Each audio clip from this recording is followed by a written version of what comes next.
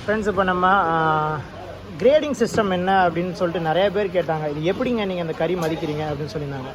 நம்ம ஆக்சுவலாக எப்படி பண்ணுறோம் அப்படிங்கிறத இந்த வீடியோவில் நான் காமிக்கிறேன்.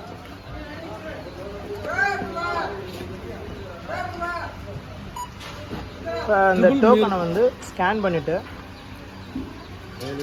ஆமாம், இப்போ இந்த ஆடு வந்து மேலு ட்ரிபிள் அப்படிங்கிற கேட்டகரியில் போடுறாங்க.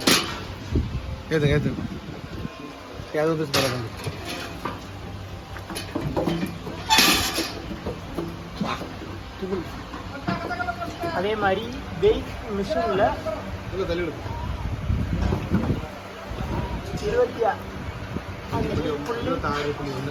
26.1 காமிக்குது. 26.1 அப்படின்னு சொல்லி என்ட்ரு பண்ணிடுவாங்க. ஸோ இந்த டேட்டாவை தான் நம்ம சேவ் பண்ணுறோம்.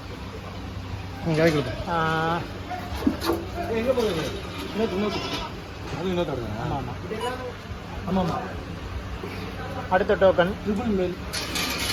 இதோட தரத்தை சொல்கிறாங்க. இது ஃபீமேலா மேலா, என்ன தரம், ட்ரிபிள், இந்த மாதிரி எல்லா டீட்டெயில்ஸும் இதில் என்ட்ரு பண்ணுறாங்க. 19.8 டீட்டெயில்ஸ் வந்து சேவ் பண்ணிடுறாங்க. அவ்வளோதான்.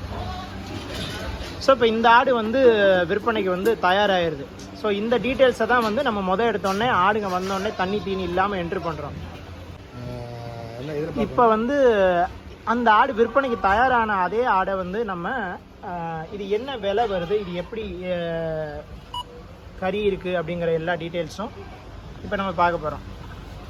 இப்போ இந்த ஆடு வந்து பார்த்திங்க அப்படின்னா A++ அப்படிங்கிற குவாலிட்டியில் மார்க் ஆகிருக்கு. அது ஃபீமேல். உயிரோட 19.8 கிலோ இருக்குது. கறி மதிப்பு 10.79 கிலோ இருக்குது. மேலே இருக்க விலை வந்து அது இப்போதைக்கு நிர்ணயம் செய்யப்படலை. என்ன அப்படின்னா இன்றைக்கி ஓவராலாக இருக்க ஆடுங்களோட எடை, தரம் இதெல்லாம் பொறுத்து அந்த ரேட்டு மாறும். இது இப்போதைக்கு இப்போ நம்ம 3 மணிக்கு தான் வந்து சேல் ஸ்டார்ட் பண்ணுவோம். அந்த டயத்தில் இப்போ இந்த ஆடுங்கள்லாம் பிடிச்சா இதோட கரெக்டான ரேட்டு வந்துடும். இப்போ வந்து இந்த ஆடுங்கள்லாம் ஒரு பையர்ஸ் அப்படி எடுத்துருக்காங்க. இப்போ அவங்களுக்கு வெளியேறுது ஆடுங்கள் எல்லாமே.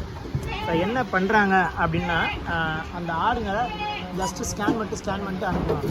அந்த பையர் நேம் செலக்ட் பண்ணி அந்த பையரு இந்த டோக்கன் இருக்க ஆடெல்லாம் எடுத்துருக்காங்கன்னு சொல்லுவாங்க. இப்போ 69 அப்படிங்கிற டோக்கன் ஸ்கேன் ஆச்சு அப்படின்னா இப்போ இதில் வந்து இந்த பையருக்கு இப்போ என்னென்ன டோக்கன்ஸ்லாம் வந்திருக்கு அப்படின்னு தெரியும். ஸோ இந்த மாதிரி டோட்டலாக எத்தனை ஆடு எடுத்திருக்காங்க, அதில் என்னென்ன மேல் இருக்குது, ஃபீமேல் இருக்குது அப்படிங்கிற எல்லா விவரமே இதில் வரும். இப்போ அவங்களுக்கு எத்தனை கடா, எத்தனை ஃபீமேல்ஸு, எத்தனை 2 பல்லு போயிருக்கு அப்படிங்கிற எல்லா விவரமும் இதில் தெரியும். இப்போ நம்ம பல்லு போடாத ஆடுங்களை பார்த்தோம். இதே மாதிரி வந்து பார்த்திங்கன்னா பல்லு போட்ட ஆடுங்க 2 பல்லு, 4 பல்லு, 6 பல்லுன்னு சொல்லி ஒவ்வொன்றுலையும் நம்ம வந்து கடா மறுக்கைன்னு பிரிக்கிறப்ப ஒட்டுமொத்தமாக வந்து இதை வந்து ஒரு 24 வகையாக வந்து நம்ம வகைப்படுத்துகிறோம்.